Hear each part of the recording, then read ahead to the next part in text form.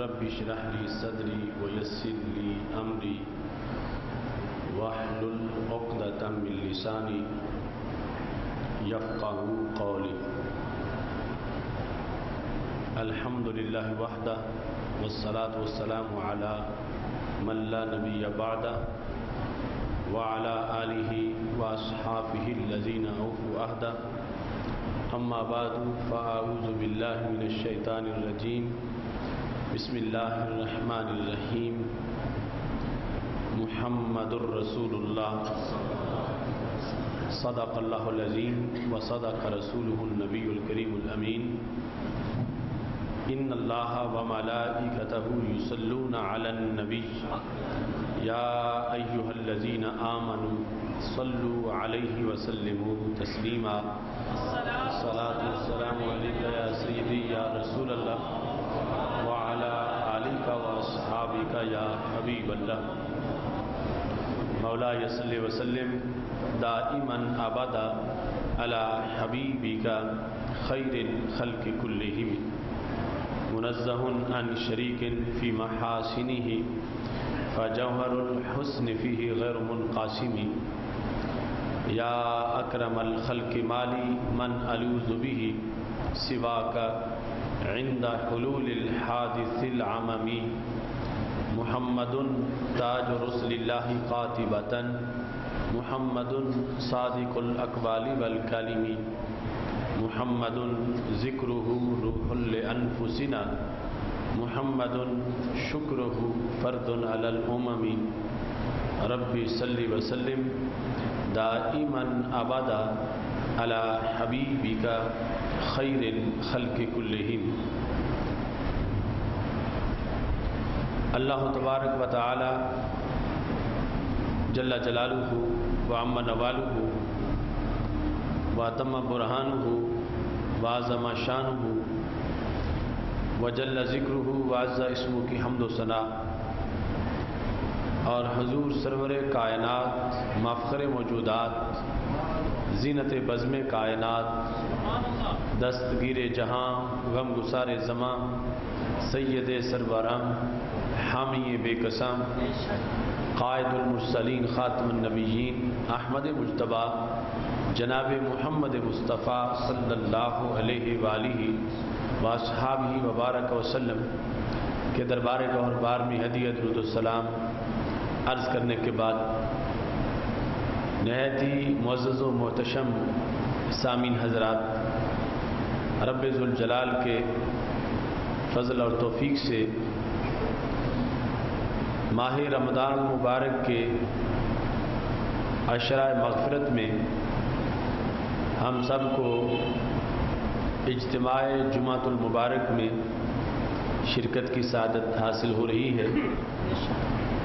آج جامع مسجد رضا مجتبیٰ میں ہماری گفتگو کا موضوع ہے مسئلہ علم غیب قسط نمبر 43. میری دعا ہے خالق کائنات جل جلالہ ہم سب کو قرآن و سنت کا فہم عطا فرمائے اور قرآن و سنت کے ابلاغ و تبلیغ اور اس پر عمل کرنے کی توفیق عطا فرمائے. ادارہ صراط مستقیم کی طرف سے عقیدہ توحید و رسالت کی تشریحات کا جو سلسلہ جاری ہے، کے بیان میں رسول اللہ صلی اللہ علیہ وسلم کے ایک وصف کا تذکرہ ان اقساط میں مسلسل کیا جا رہا ہے اور 42 اقساط اس منبر پہ بیان کی جا چکی ہیں. اور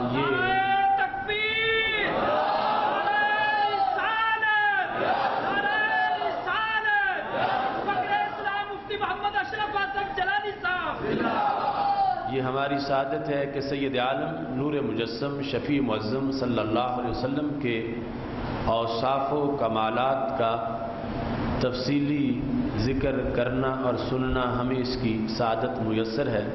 رب ذوالجلال ہمیں اس کی مزید توفیق عطا فرمائے.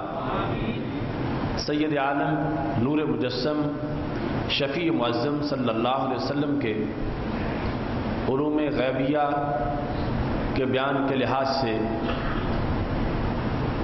آپ کے علوم اور فنون اور حکمتیں اور ان کی جو برکتیں ہیں ان کے مختلف پہلوؤں کو سامنے رکھتے ہوئے حدیث شریف کی چند کتب سے اور تفاسیر جو معصور تفسیر ہے یعنی حدیث کے ساتھ اس کو بیان کیا جاتا ہے، چند حوالہ جات آپ کے سامنے مزید رکھنا چاہتا ہوں۔ یہ میرے پاس قرطبی جو الجامع لاحکام القرآن ہے اس کی 7ویں جلد ہے، اس کے اندر سید عالم نور مجسم شفیع معظم صلی اللہ علیہ وسلم کا فرمان موجود ہے۔ آپ نے ملک الموت کو دیکھا اور اس سے گفتگو فرمائی۔ وہ گفتگو صحابہ نے سنی اور پھر آگے تابعین تک پہنچی اور چلتے چلتے وہ نادر و نایاب گفتگو ہم تک پہنچی کہ سید عالم نور مجسم شفیع معظم صلی اللہ علیہ وسلم نے حضرت ملک الموت کو دیکھا۔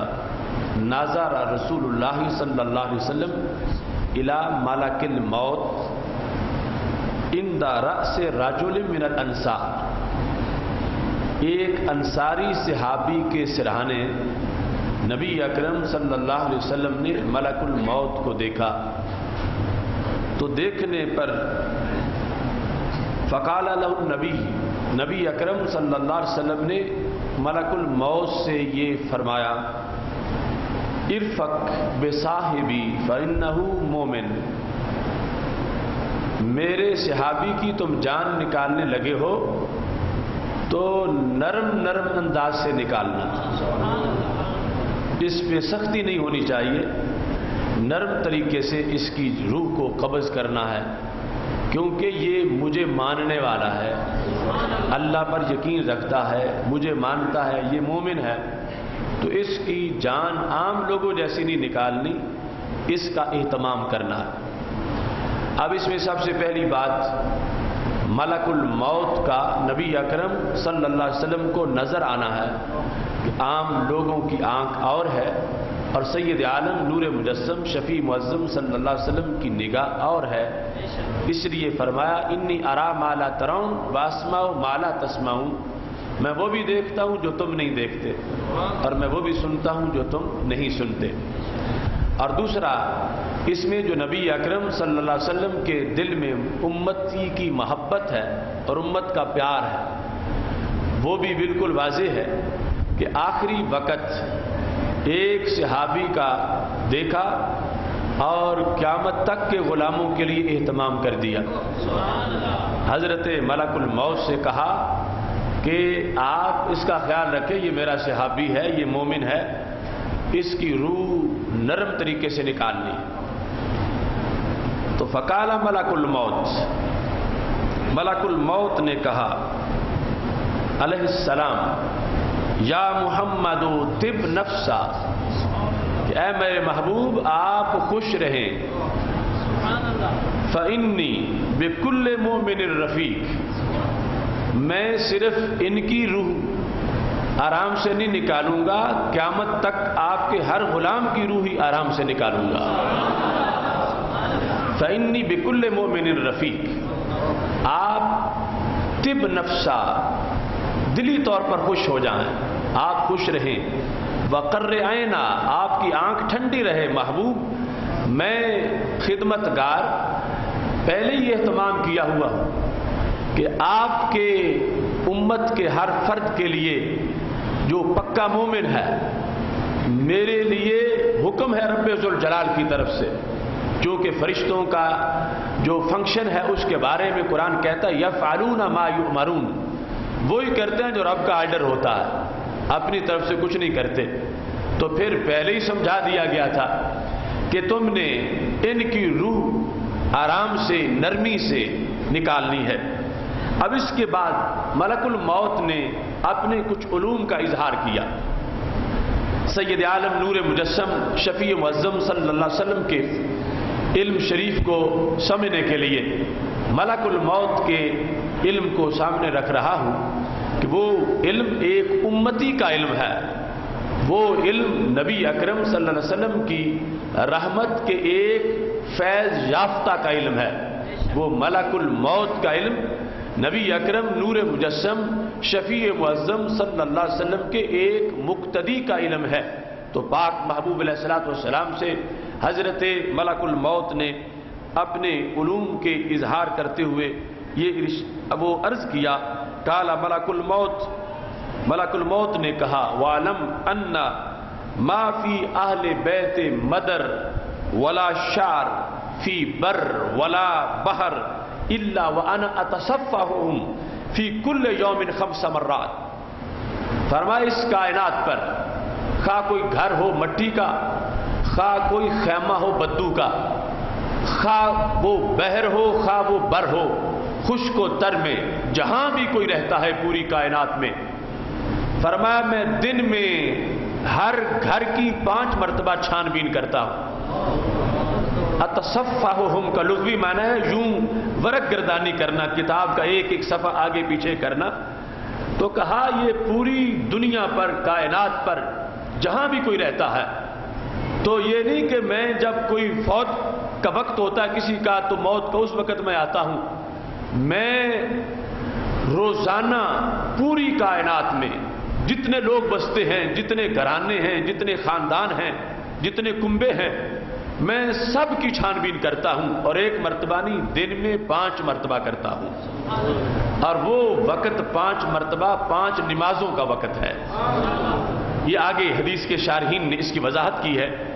یہ ملک الموت ایک ہے اور بیک وقت پوری کائنات کی ورق گردانی کرتے ہیں، چھان بین کرتے ہیں اور دیکھ بھال کرتے ہیں، اور اس انداز میں کہتے ہیں حتی لأنا اعرف بصغیرہم وکبیرہم منہم بانفسہم، فرمایا میں کائنات پر ہر چھوٹے کو بھی جانتا ہوں، ہر بڑے کو بھی جانتا ہوں، جس گھر میں جتنے چھوٹے ہیں وہ بھی مجھے پتا ہے، جتنے بڑے ہیں وہ بھی مجھے پتا ہے، اور جس وقت وہ جہاں جائیں وہ بھی مجھے پتا ہے کہ ان میں سے گھر کون ہے، سفر پہ کون ہے، اندر کون ہے، باہر کون ہے، حالت نماز میں کون ہے، حالت نماز کے علاوہ کون ہے، میں یہ سب جانتا ہوں۔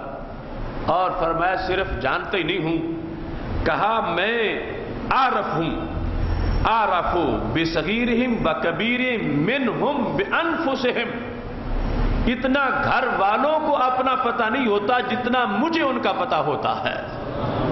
منہم بانفسہم یعنی کسی خاندان کے لوگ، کسی گھر کے لوگ، انہیں اپنے گھر کے افراد کا اتنا پتہ نہیں ہوتا جتنا مجھے پتہ ہوتا ہے۔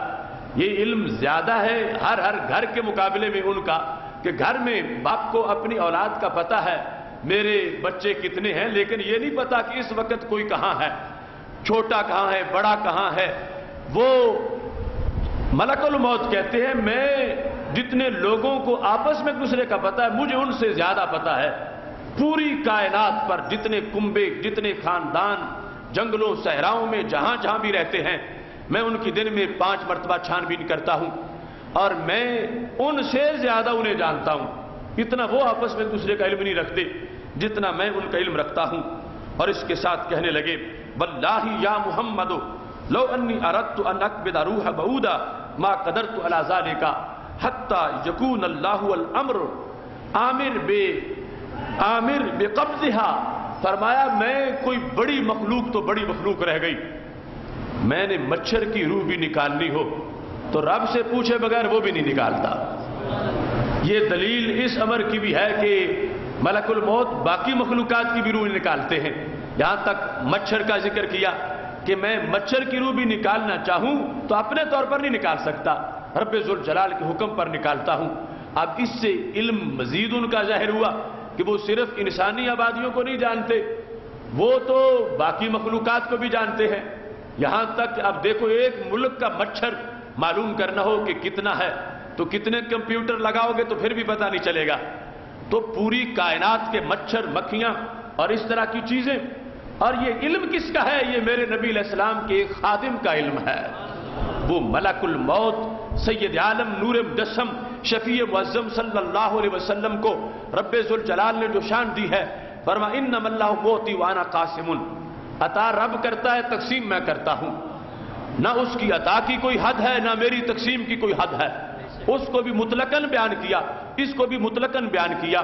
تو پاک محبوب علیہ الصلوۃ والسلام نے خود اس کو آگے پھر صحابہ کے سامنے روایت کیا کہ یہ دیکھو تم بھی پڑھتے ہو اور ملک الموت کا بھی علم ہے، مجھ سے جو استفادہ کرنے والے مخلوق کے مختلف افراد ہیں، چونکہ فرشتوں کا باقاعدہ شاگرد ہونا ہمارے نبی علیہ السلام کی ذات کا یہ بھی ثابت ہے۔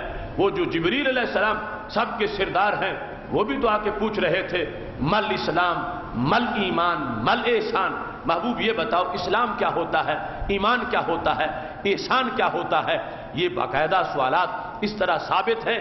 تو اس بنیاد پر سید عالم نور مجسم شفیع معظم صلی اللہ علیہ وسلم کی زبان سے جب ایک فرشتے کا علم اتنا ثابت ہوا تو اس سے شرک لازم نہیں آیا کہ کوئی کہے ملک الموت بھی دنیا کے ہر بندے کو جانے اور رب بھی جانے تو یہ شرک ہو گیا، ملک الموت بھی کائنات کے مچھر کو جانے اور رب ذوالجلال بھی جاننے والا ہے تو یہ شرک ہو گیا۔ ہرگز اس طرح کے پیمانے اور اس طرح کے معیار بنا کے شرک کا فتویٰ لگانا درست نہیں ہے، اس واسطے کہ رب ذوالجلال کا علم جو ہے وہ کسی کا دیا ہوا نہیں ہے اور فرشتے کا علم دیا ہوا ہے۔ رب ذوالجلال کا علم اپنا ہے اور فرشتے کا علم جو ہے وہ عطا سے ہے۔ ہاں شان اس کی اتنی ہے چونکہ رب ذوالجلال نے ڈیوٹی لگائی ہوئی ہے روح قبض کرنے کی، تو خالق کائنات جل جلالہ نے ان کو اس کے مطابق علم بھی دیا ہے اور اس کے مطابق اتنے وسیع اختیارات عطا فرمائے ہیں جس بنیاد پر حضرت ملک الموت کے علم کو جو مانتا ہے کہ ان کا اتنا علم ہے وہ حدیث پہ ایمان رکھنے والا ہے اور وہ شرک کا ارتکاب کرنے والا نہیں ہے۔ تو وہ رحمت عالم اور وہ رحمت للعالمین صلی اللہ علیہ وسلم کہ جن کے چھینٹے جو پی لیں ان کے علم کا ہی انداز ہو، تو اس ابر کرم کے علم کا انداز کیا ہوگا؟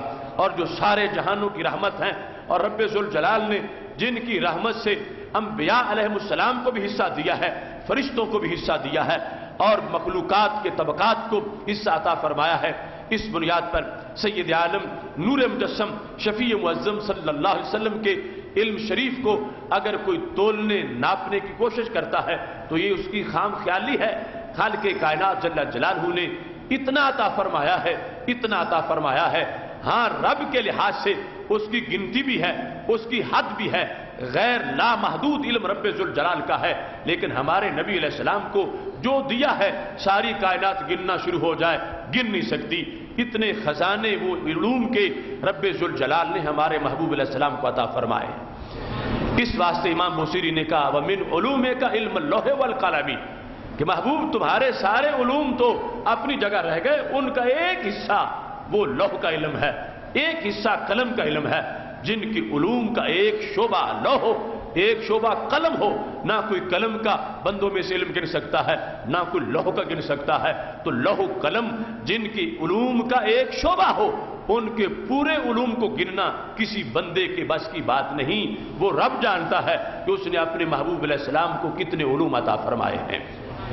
اسی سلسلہ میں سید عالم نور مجسم شفیع معظم صلی اللہ علیہ وسلم نے دیگر مقامات پر جو مستقبل کی خبریں عطا فرمائیں ان میں سے طبرانی نے تفصیل کے ساتھ لکھا اور اس پر پھر غیر مقلدین کے ائمہ انہوں نے اپنی وضاحتیں بھی پیش کیں اور ہمارے مسلک کو وہاں سے ثابت ہوتا ظاہر کیا۔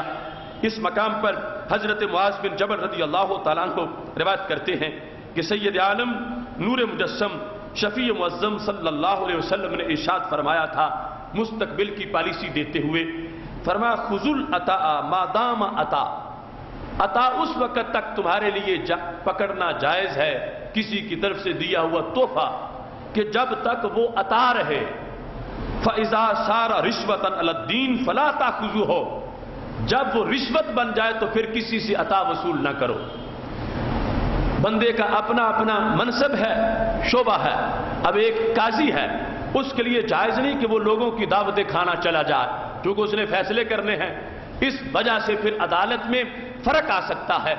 اور اسی بنیاد پر جس وقت کوئی بندہ کسی سے فتویٰ لینا چاہتا ہے اور ساتھ ہی دعوت بھی دینا چاہتا ہے اور اپنے لیے کوئی نرمی کروانا چاہتا ہے تو اب مفتی کے لیے جائز نہیں ہے کہ اس کی دعوت کو قبول کرے۔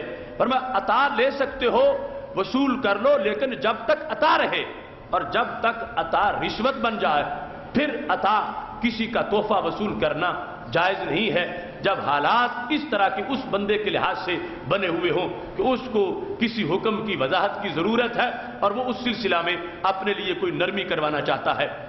میرے محبوب علیہ الصلوۃ والسلام نے فرمایا الا ان رحل اسلام دائرہ، اسلام کی چکی چلتی رہے گی اور آگے زمانہ گزرتا رہے گا، دن رات آتے رہیں گے، یہ چکی ہے ایک، اور فرمایا دن رات کے ساتھ اسلام بھی آگے سفر کرتا رہے گا۔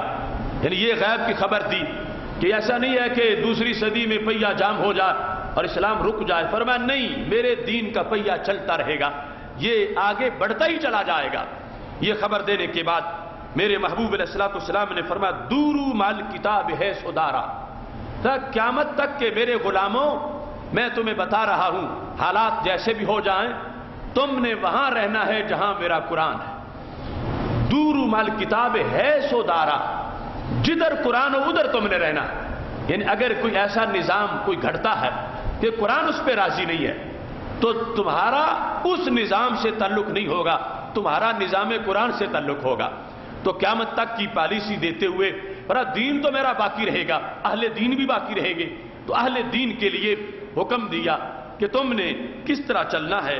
دورو مال کتاب ہے سدارا، جہاں قرآن ہوگا وہاں تم نے رہنا ہے، قرآن کا حکم مان کے، قرآن کے نظام کے مطابق اور قرآن کی تشریحات کے مطابق۔ اس کے بعد مزید خبر دیتے ہوئے فرمایا الا ان الکتاب والسلطان سیفترقان، وہ زمانہ میں دیکھ رہا ہوں جب قرآن اور حکمران میں اختلاف ہو جائے گا، حکمران ایک سائیڈ پہ ہوگا، قرآن ایک سائیڈ پہ ہوگا، حکمران قرآن کا حکم نہیں مانے گا، اپنی مرضی کرے گا۔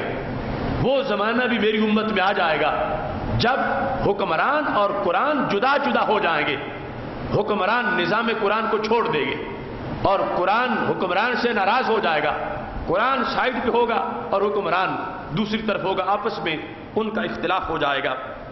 پھر تم کیا کرو؟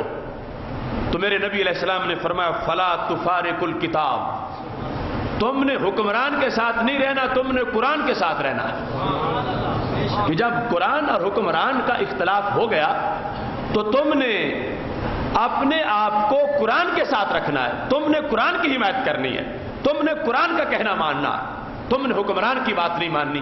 جس وقت حکمران قرآن کے تابع ہے تو پھر اولی الامر ہے، پھر اس کی اطاعت اللہ کی اطاعت ہے، لیکن اگر حکمران قرآن کو چھوڑ گیا تو پھر فرمایا تم نے قرآن کے ساتھ رہنا ہے، حکمران کے ساتھ نہیں رہنا۔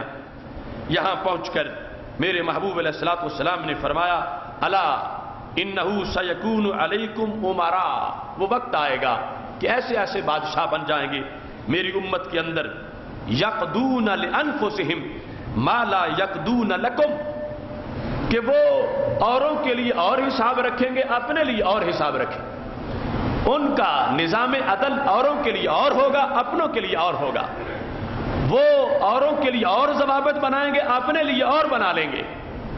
یہ ساری خبریں سید عالم نور مجسم شفیع معظم صلی اللہ علیہ وسلم نے مستقبل کے بارے میں دے دی اور فرمایا وہ اتنے ظالم ہو جائیں گے، ان عصیتموہم قتلوکم، اگر تم ان کی نافرمانی کرو گے اور قرآن کا ساتھ دو گے تو وہ تمہیں قتل کر دیں گے۔ یہ قوم کا خطاب امت کو قیامت تک کے لیے تھا۔ وَإِنْ أَطَعْتُمُوهُمْ أَضَلُّوكُمْ، اور اگر تم ان کی بات مان جاتے ہو تو پھر أَضَلُّوكُمْ، وہ تمہیں گمراہ کر دیں گے، اگر تم نہیں مانتے پھر تمہیں قتل کر دیں گے، اور اگر تم مان جاتے ہو تو پھر تمہارا ایمان خراب ہو جائے گا۔ أَضَلُّوكُمْ، وہ تمہیں گمراہ کر دیں گے۔ قالوا، اب یہ خطبہ سنا صحابہ کرام علیہم رضوان نے، جس میں یکے بعد دیگرے بہت سی غیب کی خبریں تھیں۔ اب اگر یہ بس نبی اکرم صلی اللہ علیہ وسلم میں ماننا ناجائز ہوتا اور عقیدہ صحابہ کا یہ ہوتا کہ یہ تو معاذ اللہ کل کی خبر بھی نہیں دے سکتے، تو صحابہ بولتے اور فوراً یہ کہتے کہ یا رسول اللہ صلی اللہ علیہ وسلم یہ ساری مستقبل کی باتیں آپ بتا رہے ہیں اور اب تو آپ ہمارے سامنے موجود ہیں، اور جس وقت کی بات آپ فرماتے ہیں کہ قرآن اور حکمران میں اختلاف ہو جائے گا، اور پھر حکمرانوں کے کرتوت جو آپ بیان فرما رہے ہیں وہ تو بڑی دور کی باتیں ہیں، تو آپ یہ کس طرح بتا سکتے ہیں؟ ایسا ہو ہی نہیں سکتا۔ کوئی ایک صحابی بھی ایسے نہیں تھے کہ جن کو وہ عقیدہ دیا گیا ہو کہ جس کی بنیاد پہ وہ سرکار کی خبر پہ اعتراض کرنا شروع کر دیں اور ماننے سے انکار کر دیں کہ ایسا کس طرح ہو سکتا ہے، ابھی وقت آیا نہیں، آپ خبریں پہلے دے رہے ہیں۔ ہرگز جماعت صحابہ میں سے کوئی ایک بھی ایسا نہیں تھا، اور یہ ایک خبر نہیں، اس مضمون کی سینکڑوں اخبار حدیث میں موجود ہیں جو نبی اکرم نور مجسم شفیع معظم صلی اللہ علیہ وسلم نے مستقبل کی دی، بلکہ کچھ ائمہ نے پوری کتابیں ہی اس موضوع پہ لکھی۔ مثلا ابن کثیر کی کتاب الفتن صرف ہے ہی مستقبل کی خبریں جو نبی علیہ السلام نے دیں ان کے بارے میں ہے۔ اب یہاں پر پاک محبوب علیہ السلام جب گفتگو کر کے فارغ ہوئے، قالو، صحابہ بول پڑے، کیف نصنع، یا رسول اللہ صلی اللہ علیہ وسلم جب یہ زمانہ آ جائے تو پھر امت کیا کرے؟ کیونکہ سامنے وہ ہیں، سوال انہوں نے کرنا ہے اور مسئلہ قیامت تک کا حل ہونا، ہم کیا کریں جب ایسا آ جائے؟ تو نبی اکرم نور مجسم شفیع معظم صلی اللہ علیہ وسلم نے فرمایا، کما صنع اصحاب عیسیٰ ابن مریم علیہ السلام، ایسے کرنا جیسے حضرت عیسیٰ علیہ السلام کے اصحاب نے کیا تھا، اس طرح تم بھی کرنا۔ کس طرح کیا تھا؟ فرمایا، نشروا بالمناشیر، ان کو آروں سے چیر دیا گیا تھا، مگر پھر بھی حق پہ قائم رہے تھے، حق کو انہوں نے نہیں چھوڑا تھا، استقامت پر رہے تھے۔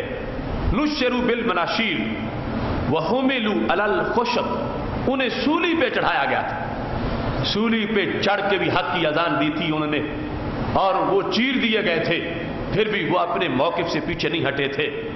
اس کے بعد نبی اکرم نور مجسم شفیع معظم صلی اللہ علیہ وسلم نے جملہ بولا جو اہل حق نے ہمیشہ یاد رکھا، اور کربلا کے میدان میں حضرت امام حسین رضی اللہ تعالی عنہ کا کٹا ہوا سر بھی وہی بات کر رہا تھا۔ میرے محبوب علیہ السلام نے فرمایا، موت فی طاعت اللہ خیر من حیات فی معصیت اللہ، رب کی اطاعت میں مر جانا رب کی نافرمانی کی زندگی سے بہتر ہے۔ لہذا وہ زندگی اپنے لیے مت ڈھونڈنا کہ جس میں تم سے بادشاہ نافرمانی کرواتے رہیں اور تم زندگی کی بھیک ان سے مانگتے رہو، اور اپنی زندگی کے چند لمحوں کے لیے تم رب کے باغی بن جاؤ۔ یعنی قیامت کی جو افراد تھے قیامت تک امت کے، ان کو خطاب کرتے ہوئے فرمایا کہ زندگی اتنی قیمتی بھی نہیں ہے کہ تم معصیت کر کے زندگی وصول کرو، نہیں، فرمایا رب کی اطاعت میں مر جانا یہ رب کی نافرمانی کے اندر زندگی سے بہتر ہے۔ اسی بنیاد پر حضرت امام حسین رضی اللہ تعالی عنہ نے کہا تھا کربلا کے میدان میں جب حضرت حر سے ملاقات ہوئی تھی، واللہ انی لا اری الموت الا سعادتا والحیات مع الظالمین الا جرما، طبقات ابن سعد میں وہ جملے موجود ہیں۔ فرمایا خدا کی قسم اس وقت میں مر جانے کو، موت کو سعادت سمجھتا ہوں، اور ظالم کی حمایت کر کے زندہ رہنے کو میں جرم سمجھتا ہوں۔ تو حسین جرم کرنے نہیں آیا، کرم کرنے آیا ہے۔ تو سید عالم نور مجسم شفیع معظم صلی اللہ علیہ وسلم نے یہ مستقبل کے امور کو بیان کیا، اس کے اندر جو امت کے مسائل تھے ان کا حل بھی بیان کیا، اور ختم نبوت کا جو ہمارا عقیدہ ہے وہ ہے ہی اس لیے کہ جو کچھ ہونا تھا قیامت تک کے لیے ہمارے نبی علیہ السلام کو پتا تھا، اور جو بیماری آنی تھی اس کا علاج بھی عطا فرمایا تھا۔ تو ختم نبوت کا عقیدہ ہو ہی اس کا سکتا ہے جو قیامت تک کے ہر صدی، ہر سال، ہر منٹ، ہر سیکنڈ میں جو کچھ ہونے والا ہے اس کا علم سرکار کی ذات کے لیے تسلیم کرے، اور پھر سرکار دو عالم صلی اللہ علیہ وسلم کی طرف سے جو رہنمائی ہے اس کو تسلیم کرے۔ تو پاک محبوب علیہ السلام کے وصف علم کا بیان یہی ختم نبوت کا بیان ہے کہ محبوب علیہ السلام نے قیامت تک کے حالات بھی بیان کیے، اور حالات کے ساتھ ساتھ ہمارے آقا علیہ السلام نے ان حالات میں جو مسئلے کا حل تھا اور جو صورتحال تھی اور جس طرح امتی کا فائدہ تھا، پاک محبوب علیہ السلام نے وہ امور بھی اپنی امت کے سامنے بیان فرمائے ہیں۔ اس حدیث شریف کو طبرانی نے موجم اوسط میں بھی روایت کیا اور موجم کبیر کے اندر بھی روایت کیا۔ امام ابو نعیم نے حلیۃ الاولیاء میں اس کو ذکر کیا ہے، اور حدیث کی متعدد کتابوں میں اس کا تذکرہ موجود ہے۔ اس کو غیر مقلدین کے صدیق حسن نے اپنی کتاب الازاح کے اندر ذکر کیا، اور ذکر کرنے کے بعد اس پر تبصرہ لکھا کہ اس حدیث سے ثابت کیا ہوتا ہے، اس سے پتہ کیا چلتا ہے؟ تو اس نے لکھا اس مقام پر ہوا علم من اعلام النبوہ، کہ یہ حدیث نبوت کی نشانیوں میں سے ایک نشانی ہے۔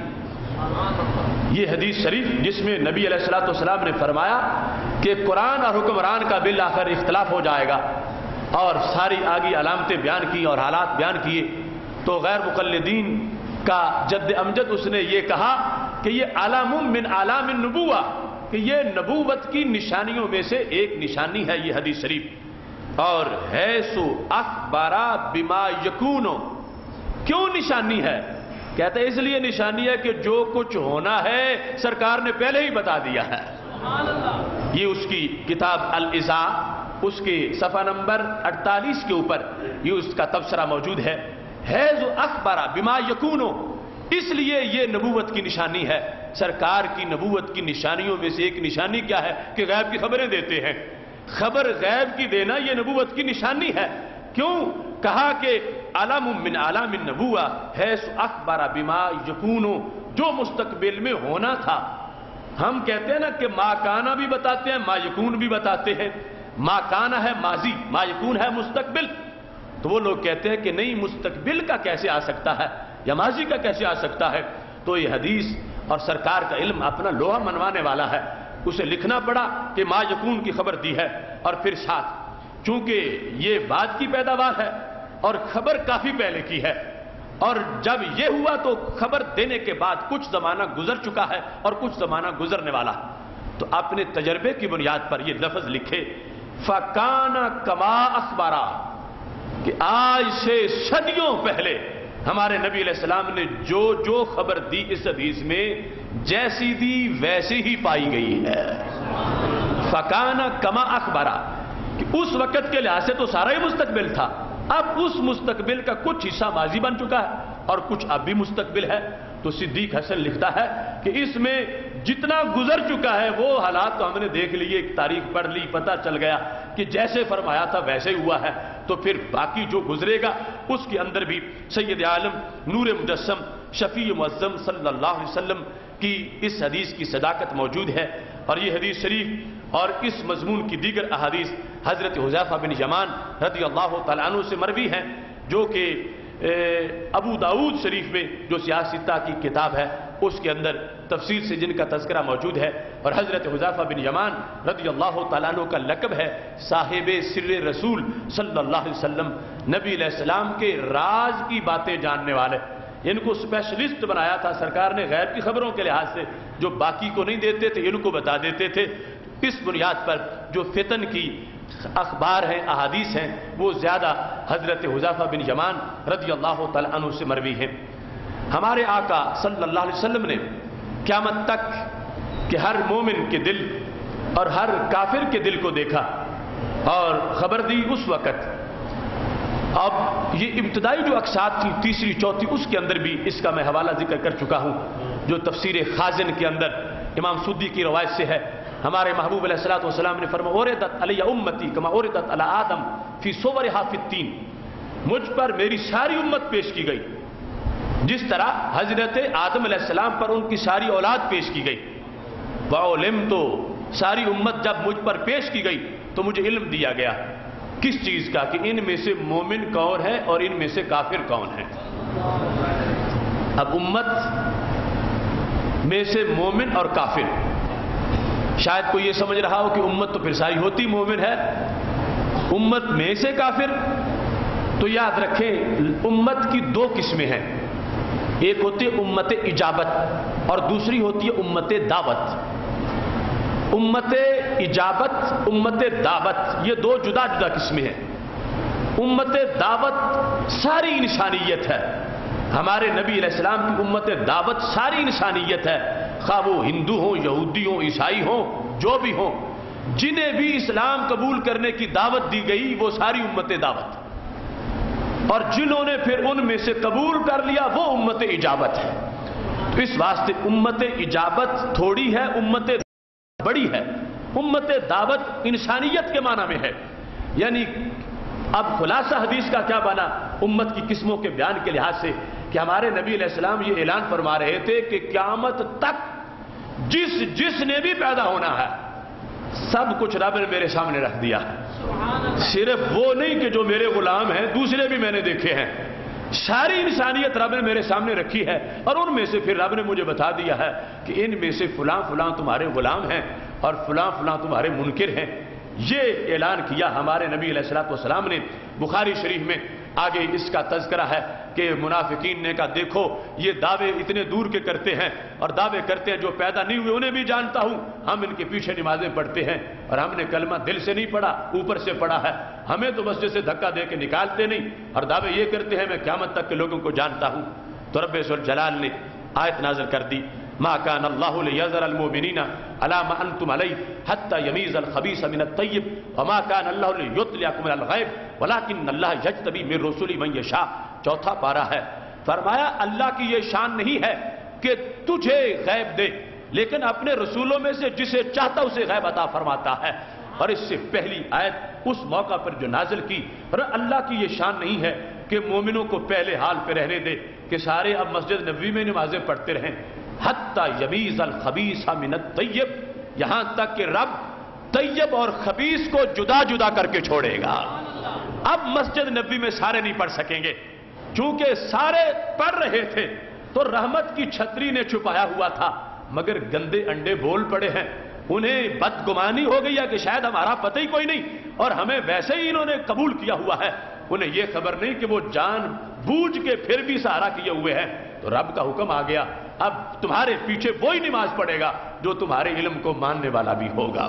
تو خبیث کا جملہ، خبیث کا لفظ بول کر ان لوگوں کو جنہوں نے انکار کیا تھا مسجد نبوی شریف سے نکال دیا گیا، اور پھر مسجد درار ان لوگوں نے بنائی. تو یہ ایک ویو ہے قرآن مجید میں کہ رب ذوالجلال نے نبی اکرم نور مجسم شفیع معظم صلی اللہ علیہ وسلم کو اتنے تفصیلی علوم عطا فرمائے ہیں.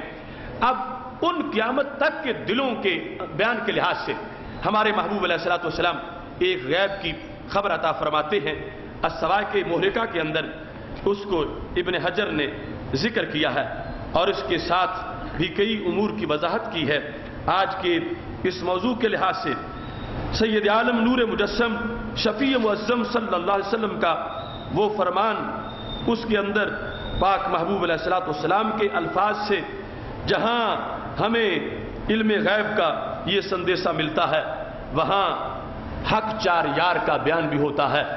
پاک محبوب علیہ الصلوۃ والسلام کی یہ حدیث ہے جس کو ابن عساکر نے بھی ذکر کیا ہے. حضرت انس بن مالک رضی اللہ تعالیٰ عنہ اس کو بیان کرتے ہیں اربعۃ لا یجتمع حبهم فی قلب منافق.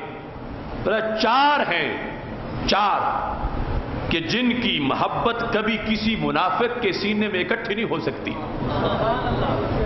اربعۃ چار ہیں، اربعۃ چار ہیں لا یجتمع حبهم فی قلب منافق. قیامت تک کے لیے دل دیکھ کے فرما دیا تک کسی منافق کے سینے میں ان چاروں کی محبت اکٹھی نہیں ہو سکتی. اور پھر ولا یحبہم الا مومن، اور کسی مومن کا دل چاروں کی محبت سے خالی نہیں ہو سکتا. اربعۃ چار ہیں. کچھ لوگوں کو چار پہ اعتراض ہے اور کہتے ہیں چار کی خصوصیت کیا ہے، سارے صحابی ہیں. صحابی سارے ہیں مگر چار کی اپنی شان ہے. میرے نبی علیہ السلام فرماتے ہیں اربعۃ چار ہیں لا یجتمع حبهم فی قلب منافق، منافق کے دل میں ان کی محبت کبھی اکٹھی نہیں ہو سکتی. ولا یحبهم الا مومن، اور ان چاروں سے محبت کی توفیق صرف مومن کو ہی ہوتی ہے. ان میں سے چاروں کے ساتھ ہر ایک کے ساتھ پیار صرف مومن ہی کرتا ہے، اور اگر کسی کے دل میں چاروں میں سے کسی ایک سے بھی کھوٹ ہو تو وہ اپنا وقت پر علاج کروا لے. میرے نبی علیہ الصلوۃ والسلام کی شریعت کے تھرمامیٹر نے اس کی حیثیت کو واضح کر دیا ہے. چاروں کی محبت منافق کے دل میں اکٹھی نہیں ہو سکتی. ہو سکتا ہے منافق ایک سے کرے، دو سے کرے، تین سے کرے، وہ بھی جھوٹی ہوگی، سچی ہو ہی نہیں سکتی. سچی ہوگی تو تب ہوگی جب چاروں کی ہوگی. تو فرمایا چاروں کی محبت منافق کے سینے کے اندر کبھی اکٹھی نہیں ہو سکتی. ولا یحبہم الا مومن، اور ان سے جب بھی پیار کرتا ہے بلکہ ہمیشہ پیار کرتا ہے، مومن ہی پیار کرتا۔ اور وہ چاروں کون ہیں؟ یہ علم دیکھو میرے نبی علیہ السلام کا، ابو بکر و عمر و عثمان و علی، یہ چار ہیں جن کی بات میرے محبوب علیہ السلام اپنے خطبے میں بیان کر رہے ہیں۔ ہمارا موضوع فہم دین کورس میں حق چار یار وہ تیسری قسط آ رہا ہے۔ اس سے پہلے 2 اقساط 2 کورسز میں گزر چکی ہیں، اس کے اندر تفصیلاً ان دلائل کا بیان ہوگا۔ علم غیب کے لحاظ سے دیکھیں نبی اکرم نور مجسم شفیع معظم صلی اللہ علیہ وسلم کو اب پتہ ہے کہ محبت تو ہر مومن کی چاہیے، محبت تو ہر صحابی کی چاہیے، محبت تو تمام اہل بیت کی چاہیے، سب کے لیے جدا جدا حکم بھی دیا ہے۔ احبوا اہل بیت الحبی، میرے اہل بیت سے میری وجہ سے پیار کرو۔ اللہ اللہ فی اصحابی لا تتخذوہم غرضا من بعدی، میرے صحابہ کے بارے میں رب سے ڈرتے رہنا، انہیں میرے بعد نشانہ نہ بنا لینا۔ فمن احبہم فبحبی احبہم فمن ابغضہم فببغضی ابغضہم، فرمایا جو صحابہ سے پیار کرتا ہے وہ مجھ سے پیار کرتا ہے، جو ان سے بغض رکھتا ہے وہ مجھ سے بغض رکھتا ہے۔ اب یہ جنرل جو سبق تھا وہ بھی پڑھا دیا، ساری آل کی محبت، سارے اصحاب کی محبت، اور پھر اس مقام پر اربعۃ کسوٹی معیار کس چیز کا کہ قیامت تک پہچان کرنی ہے منافقت کی اور ایمان کی، تو 4 کو معیار بنا دیا گیا ہے۔ سید عالم نور مجسم شفیع معظم صلی اللہ علیہ وسلم نے فرمایا کہ منافق کے دل کے اندر یہ 4 کی محبت اکٹھی نہیں ہو سکے گی، اور مومن کا دل ان سے خالی نہیں ہو سکے گا۔ اور وہ کون ہیں؟ ابو بکر و عمر و عثمان و علی۔ نبی اکرم نور مجسم شفیع معظم صلی اللہ علیہ وسلم کا علم دیکھو، جس ترتیب سے نام لیے ہیں اسی ترتیب سے خلافت کا ظہور ہوا ہے۔ نام تو پہلے لیے تھے، اور اگر پتہ نہ ہوتا کہ وصال پہلے نمبر پہ کس کا ہے، دوسرے پہ کس کا ہے، تیسرے پہ کس کا ہے، چوتھے پہ کس کا ہے، جو ترتیب خلافت ہے وہی ترتیب فضیلت بھی ہے۔ اور محبوب علیہ الصلوۃ والسلام تو معیار ہیں ترازو عدالت کا، ذکر کرتے وقت بھی آگے پیچھے کسی کا نام نہیں ہونے دیا۔ جس کا نمبر پہلا ہے اس کا نام بھی پہلا ہے، جن کا نمبر دوسرا ہے ان کا نام بھی دوسرے نمبر پر ہے، جن کا تیسری خلافت ہے نام بھی تیسرے نمبر پر ہے، اور جن کی چوتھی خلافت ہے نام بھی چوتھے نمبر پر ہے۔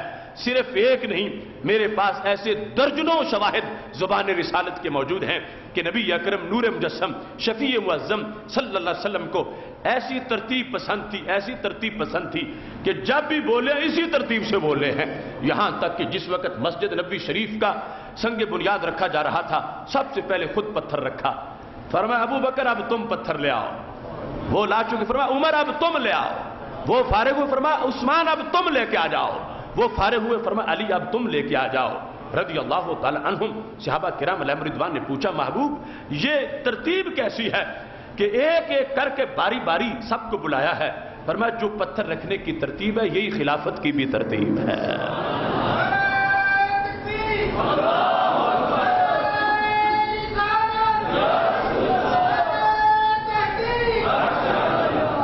سید عالم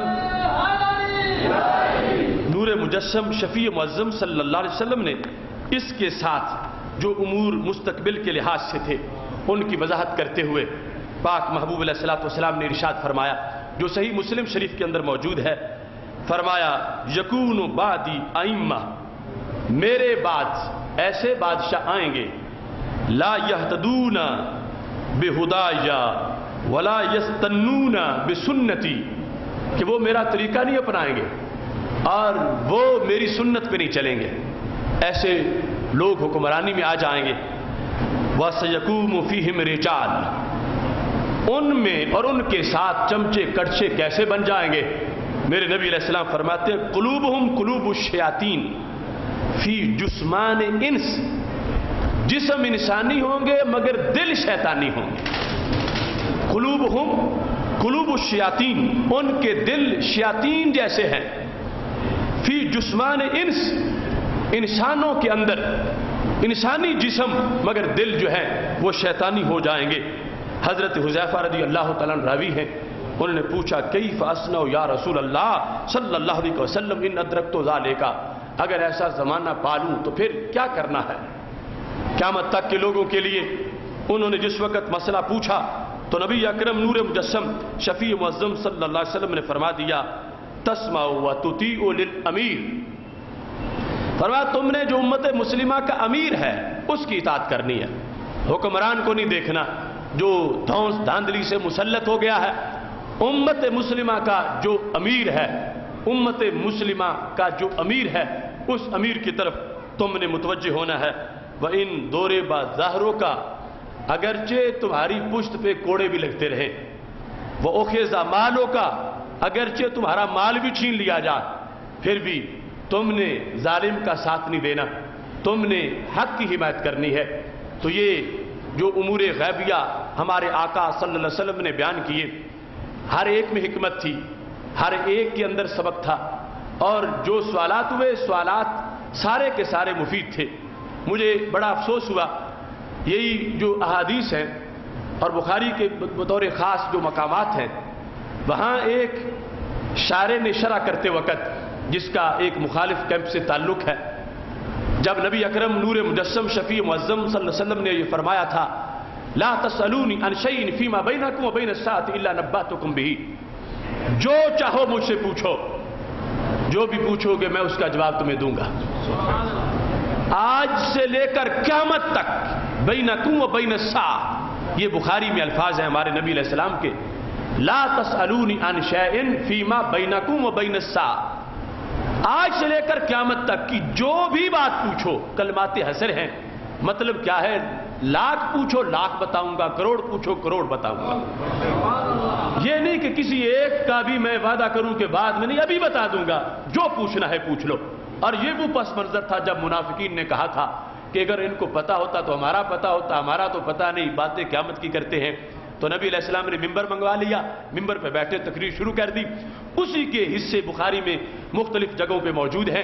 اب تقریر کرنے کے بعد فرمایا حل انتم منتہون، حل انتم منتہون، تمہارے بکواس کب ختم ہوں گے منافقو، میرے بارے میں کہتے ہو کہ مجھے پتا نہیں ہے، تانو ما بال اقوام تانو فی علمی، وہ لوگ ہوتے کون ہیں جو مجھے بے علمی کے تانے مارتے ہیں، جو پوچھنا ہے مجھ سے پوچھو، اگر جواب نہ دے سکا تو پھر باتیں کر لینا، اور اگر میں ہر جواب دینے کو تیار ہوں تو پھر تم کون ہوتے ہو، تمہاری حیثیت کیا ہے، ما بال اقوام، تم ہوتے کون ہو، رب دینے والا ہے، میں لینے والا ہوں، اور میں رب کے دیے ہوئے سے سب کچھ بتانے والا ہوں۔ اس موقع پر کچھ سوالات ہوئے، اور بخاری میں ذکر ہے حضرت عبداللہ بن حذیفہ سہمی رضی اللہ تعالی عنہ نے پوچھ لیا من ابی، محبوب یہ بتاؤ میرا باپ کون ہے، من ابی، یہ نہیں پوچھا کہ میری امی سے نکاح کس کا ہے، پوچھا کہ حقیقت میں میرا باپ کون ہے، من ابی، میرا باپ کون ہے۔ اور یہ بھی عجیب بات ہے، سرکار نے جو پیشکش فرمائی تھی، اجازت دی تھی، وہ تو مستقبل کی تھی، آج سے لے کر قیامت تک کی جو بات پوچھو میں بتا دوں گا، لیکن پوچھنے والے نے کیا پوچھی، پوچھنے والے نے ماضی کی پوچھ لی، چونکہ پوچھتے ہیں من ابی، میرا باپ کون ہے، تو یہ صحابی جو بڑی عمر کے ہیں یہ تو کئی سال پہلے کی بات پوچھ رہے ہیں، چونکہ ان پر لوگ جب کوئی غصے میں آتا تھا تو تم کہتے تم تو باپ کے بیٹے ہی نہیں، تمہارا نسب خراب ہے، ان کی امی پہ الزام لگا دیتے تھے، تو انہوں نے کہا چلو غیب کا موضوع جاری ہے تو میں اپنی کلیئرنس کروا لیتا ہوں، اگر مسئلہ خراب ہے تو پھر مجھے غصہ نہیں ہوگا، اور اگر ٹھیک ہے تو زبان رسالت سے سرٹیفکیٹ مل جائے گا۔ من ابی، بتاؤ محبوب، کہہ جو رہے ہو کہ ہر بات بتاؤں گا قیامت تک کی، تو مجھے ماضی کی بتا دو کہ میرا باپ کون ہے۔ تو نبی علیہ السلام نے یہ نہیں فرمایا کہ میں نے تو قیامت کی کہا، وہ پوچھو تم ماضی کی کیوں پوچھتے ہو، نہیں، صحابی کا جو عقیدہ تھا وہ یہ تھا کہ اگر مستقبل کی بتا سکتے ہیں تو ماضی کی کیوں نہیں بتا سکتے، مستقبل کی بتاتے ہیں تو ماضی کی بھی بتائیں گے، کیونکہ شان رسالت تول تول کے نہیں سینہ کھول کے مانی جاتی ہے، مستقبل سے خود ہی سمجھ گیا کہ ماضی بھی ان کو آتا، اور سرکار پورے اترے، یہ نہیں فرمایا کہ تم نے ماضی کی کیوں پوچھی، فوراً فرمایا حذیفہ السہمی، عبداللہ تمہارے ابا جی کا نام حذیفہ سہمی ہے، تم حلال زادے ہو، تمہارے نسب میں کوئی خرابی نہیں ہے، تو اب یہ بھی نبوت ہے، یہ بھی نبوت کی روشنی ہے، اور یہ بھی نبوت کے فیصلے ہیں۔ اب یہ بتانا کہ تمہارا حقیقت میں باپ قوم ہے، تم نطفہ کس کے ہو، یہ حج کا مسئلہ نہیں ہے، یہ زکوٰۃ کا مسئلہ نہیں ہے، یہ روزے کا مسئلہ نہیں ہے، یہ نماز کا مسئلہ نہیں ہے، یہ غیب کا مسئلہ ہے اور بڑی چھپی ہوئی بات ہے اور مجمع عام میں پوچھی گئی ہے اور سرکار نے بروقت بتائی ہے اور فرمایا ہے جو پوچھنا ہے مجھ سے پوچھتے چلے جاؤ. اور صحابی مطمئن ہیں اور ان کا یقین کتنا تھا. جب گھر میں گئے تو امی نے کہا کہ اے عبداللہ کچھ تمہیں سوچنا چاہیے تھا, مجھ سے تو کم از کم پوچھ لیتے. جاہلیت کے زمانے میں پتہ نہیں ہمارا وقت کیسے گزرتا رہا, ہو سکتا تھا کوئی خرابی ہوئی ہوتی تم مجھ سے پوچھتے, تم نے براہ راست پوچھ لیا. اور یہ تو آگے عافیت ہے کہ میں نے کیا ہوا کچھ نہیں تھا, میرا کردار ستھرا تھا, لیکن تجھے کم از کم مجھ سے تو پوچھنا چاہیے تھا, چونکہ رب کے نبی تو سب کچھ بتا دینے والے ہیں. ہو سکتا تھا میں نے غلطی کی ہوتی اور مجمع عام میں وہ بتاتے تو میرے پلے کیا رہ جاتا. تو حضرت عبداللہ نے کہا آج اگر میرے نبی مجھے کسی کالے سیاہ غلام کا بیٹا بناتے میں بننے کو تیار ہو چکا تھا. اس واسطے مجھے ان کے علم غیب پر پورا یقین ہے, وہ جو بتاتے تو میں بن جاتا. کہ سرکار نے کہا ہے تو میں اسی کے ہی ہوں جس کا سرکار فرماتے ہیں. یہ جو انداز ہے اس پر وہ لکھنے لگا شارع کہ نبی اکرم نور مجسم شفیع معظم صلی اللہ علیہ وسلم نے حکم دیا جو پوچھنا ہے پوچھو, تو صحابی فالتو سوال پوچھنا شروع ہو گئے. اب یہ کس کو حق حاصل ہے کہ وہ صحابی کے سوال کو, سرکار کے جواب کو فالتو قرار دے؟ اگر فالتو ہوتا تو سرکار فرماتے تم بولتے کیوں ہو, یہ تو میں نے کہا ہی نہیں, یہ سوال تمہارا میرا ٹائم ضائع کرنا چاہتے ہو ایسی باتیں پوچھ کے. سرکار نے تو جواب دیا ہے, تو سرکار نے جسے فالتو نہ کہا ہو اور آج کوئی اسے فالتو کہے تو وہ خود فالتو ہو سکتا ہے. چونکہ صحابہ کرام علیہم رضوان تو, بلکہ میں نے تو اس کی شرح میں ایک وقت میں یہ کہا تھا کہ یہ جو حضرت عبداللہ بن حذافہ سہمی بولے ہیں یہ شک کے مریض نہیں تھے کہ انہیں کوئی امتحان مقصود تھا کہ پوچھتا ہوں پتہ چلتا ہے آتا ہے یا نہیں آتا. نہیں, ان کا طریقہ وہ تھا جو حضرت جبریل علیہ السلام کا طریقہ تھا. کہ حضرت جبریل علیہ السلام نے جب آ کے پوچھا تھا مل اسلام مل ایمان مل احسان, محبوب یہ بتاؤ ایمان کیا ہوتا ہے, اسلام کیا ہوتا ہے, احسان کیا ہوتا ہے. سرکار دو عالم صلی اللہ علیہ وسلم نے جواب دے دیے. جب جبریل رخصت ہوئے تو میرے نبی علیہ السلام نے فرمایا صحابہ جانتے ہو کہ یہ کون تھا؟ کیونکہ صحابہ بھی بڑے حیران تھے کہ نہ مدینہ شریف کا ہے نہ ہی مسافر ہے. مدینہ شریف کا اس لیے نہیں کہ ہم سب کو جانتے ہیں, گرد و نواح کو بھی جانتے ہیں. مسافر اس لیے نہیں کہ یوں لگتا ہے ابھی غسل خانے سے غسل کر کے باہر کپڑے نئے پہن کے آ گیا. شدید و بیاض ثیاب شدید و سواد شعر, بخاری میں ہے کہ بالوں کا رنگ سیاہ بڑا ہے, کپڑے سفید بڑے ہیں. اب اس وقت کوئی ٹوڈی میں بیٹھ کے تو شیشے بند کر کے آ نہیں سکتا تھا, آنا تھا تو پھر وہ اونٹنی پہ بیٹھ کے آنا تھا. رستے کا گرد و غبار تھا, مسافر تھا تو غبار تو ہوتا بالوں پر, غبار ہوتا زلفوں پر, داڑھی پر, غبار ہوتا کپڑوں پر. کہتے نہیں بال بڑے سیاہ ہیں اور کپڑے بڑے سفید ہیں. محبوب ہم نہیں جانتے یہ کون, آپ ہی بتا سکتے ہیں. فرمایا ذاکا جبریل, یہ جبریل تھے. اتاکم یعلمکم دینکم, یہ تمہیں تمہارا دین سکھانے آئے تھے. اب ہیں سوال کرتے, مگر سرکار نے کیا فرمایا, یہ تمہیں تمہارا دین سکھانے آئے. اتاکم یعلمکم دینکم, یہ تمہیں تمہارا دین سکھانے آئے ہیں. انہیں کوئی نہیں شک کہ اسلام کیا ہوتا ہے, ایمان کیا ہوتا ہے, احسان کیا ہوتا ہے. یہ تمہیں بتانے آئے ہیں کہ یہ سوال ایک کرے گا مجلس میں بیٹھے ہوں کو پتہ چل جائے گا. تو نبی علیہ السلام نے فرمایا یہ جبریل تھے. اتاکم یعلمکم دینکم, یہ تمہیں تمہارا دین سکھانے آئے تھے. حالانکہ سکھایا تو نبی علیہ السلام نے ہے, جواب تو سرکار نے دیا ہے. جبریل علیہ السلام نے تو صرف سوال کیا ہے. تو جو انداز حضرت جبریل علیہ السلام کا تھا اس موقع پر, وہی انداز حضرت عبداللہ بن حذافہ سہمی کا تھا اس موقع پر. وہ شک کے مریض نہیں تھے کہ انہوں نے کوئی باتیں کی ہوں. باتیں جنہوں نے کی تھی وہ سارے سر نیچے کر کے بیٹھے تھے, اب بول ہی نہیں رہے تھے. سرکار غصے پہ تھے, چہرے پر جلال تھا, رنگ سرخ تھا. حضرت عمر فاروق رضی اللہ تعالیٰ عنہ جیسے صحابی اتنی بے چینی محسوس کر رہے تھے کہ پورے اٹھ بھی نہیں سکے اور گھٹنوں کے بل کہتے ہیں محبوب رضینا باللہ ربا وبالاسلام دینا وبالقرآن اماما وبک نبیا. محبوب ہم میں سے کسی نے ایسی باتیں نہیں کی, ہم تو اللہ کو رب مانتے ہیں, اسلام کو دین مانتے ہیں, قرآن کو امام مانتے ہیں اور تجھے غیب دان مانتے ہیں. وبے کا نبی، ہم تو آپ کو نبی مانتے ہیں۔ اب ایسی حالت کے اندر وہ سارے اوپر ہی نہیں دیکھ رہے کہ ہمارا پتہ چل جائے گا، اب مجلس عام میں ہماری بے عزتی ہوگی کہ یہ ہے وہ کہ جو پیچھے نمازیں بھی پڑھتے ہیں اور کہتے ہیں نبی کو پتہ کوئی نہیں۔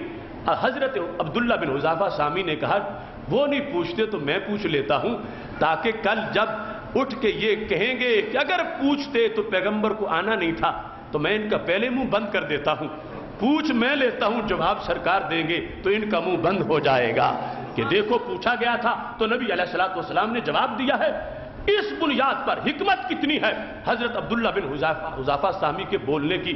لیکن آج کا وہ شارع کہتا ہے کہ صحابہ نے فالتو سوال شروع کر دیے، تو صحابی نے سوال فالتو کیا تو پھر تو معاذ جواب بھی فالتو ہوگا۔ تو نبی اکرم نور مجسم شفیع معظم صلی اللہ علیہ وسلم کا خطبہ فالتو قرار پائے گا، اور ہرگز ایسا نہیں ہو سکتا۔ تو پتہ چلا کہ وہ مقصد کا سوال تھا، اور ایک اس وقت کا ہی مقصد پورا نہیں ہو رہا تھا بلکہ قیامت تک کے لوگوں کی الجھنیں دور ہونی تھی۔ اگر وہ سوال نہ کرتے تو آج کا ہم کہاں سے جواب لاتے، ہم اس کی دلیل کہاں سے پیش کرتے کہ اللہ تعالیٰ نے ان کو دین دنیا ظاہر باطن سب کا علم دیا ہے، ماضی مستقبل سب کا علم دیا ہے۔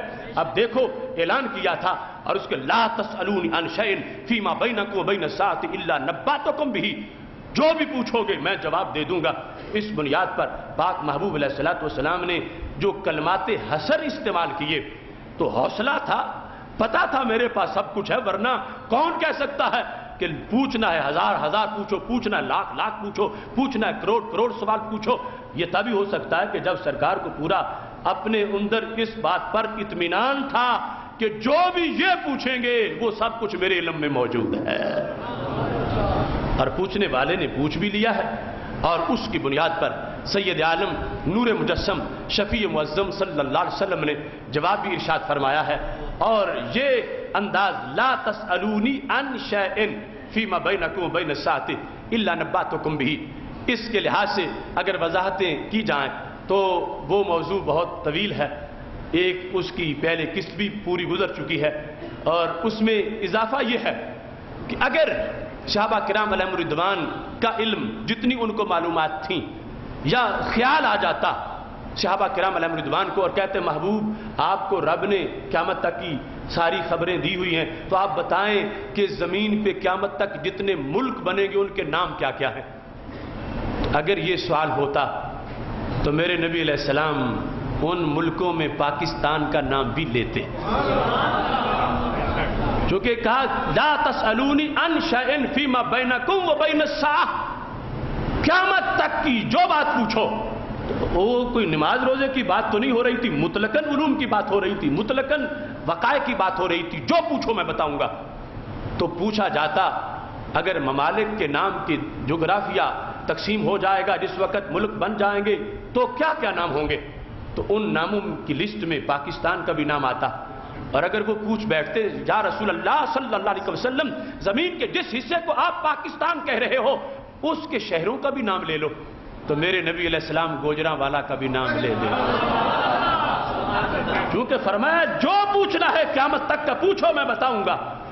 تو وہ پوچھتے کہ محبوب جس ملک کا نام لیا تو آپ تو ہر شہر کو بھی جانتے ہیں، پھر اس کے شہروں کا بھی نام لو، تو گوجراں والا کا بھی ذکر آتا۔ اور اگر پوچھتے محبوب پھر اس گوجراں والا کے محلے کا بھی ذکر کر دو، تو پیپلز کالونی کا بھی تذکرہ ہو جاتا۔ اور اگر پوچھا جاتا کہ اس پیپلز کالونی کی جو مساجد ہیں ان کا بھی نام بتا دو، تو جامع مسجد رضا مجتبیٰ کا بھی تذکرہ ہو جاتا۔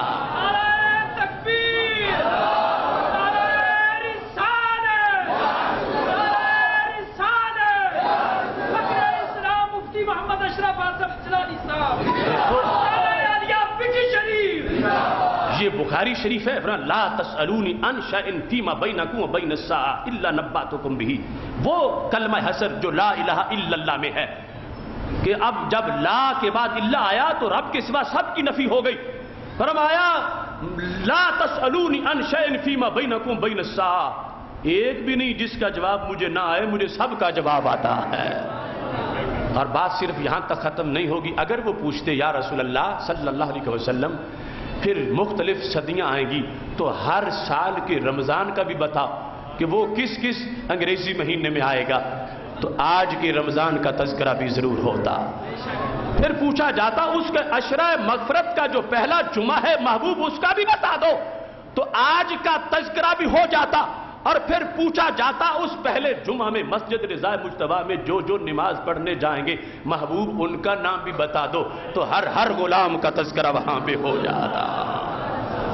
لا تسألونی عن شیء فیما بینکم و بین الساعۃ الا نبأتکم بہ، جو پوچھو گے میں اس کے بارے میں تمہیں جواب دے دوں گا، جو پوچھو گے میں اس کے بارے میں تمہیں بتا دوں گا۔ تو یہ کوئی معمولی بات نہیں، اور یہ کوئی عام کسی کتاب کی بات نہیں، صحیح بخاری شریف میں ہے، بار بار آئی ہے بخاری شریف میں۔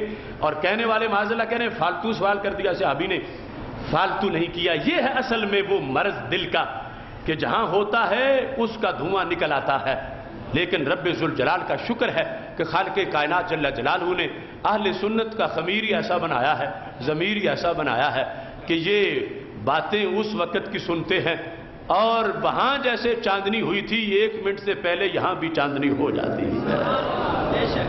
محتشم سامعین حضرات، نماز کا چونکہ وقت ہو چکا ہے، مسجد رضا مجتبیٰ کی تعمیر کا سلسلہ ابھی کافی باقی ہے، دارالعلوم ہے، اس کی تعمیر میں تقریباً ان دنوں میں 5 لاکھ روپیہ خرچ ہوا ہے جامعہ صدیقیہ جلالیہ بنات کے لیے۔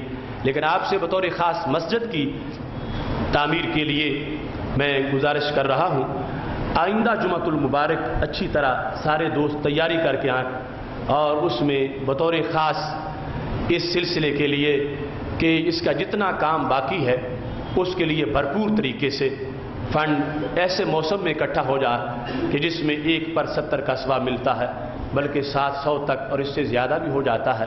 اس واسطے بطور خاص آج بھی اس وقت جو دوست دینا چاہیں وہ ہمارے منتظمین جو مسجد ان کے پاس پہنچائیں یا جاتے وقت دیں، لیکن آئندہ جمعۃ المبارک بطور خاص اہتمام کے ساتھ اس کے لیے آنا ہے۔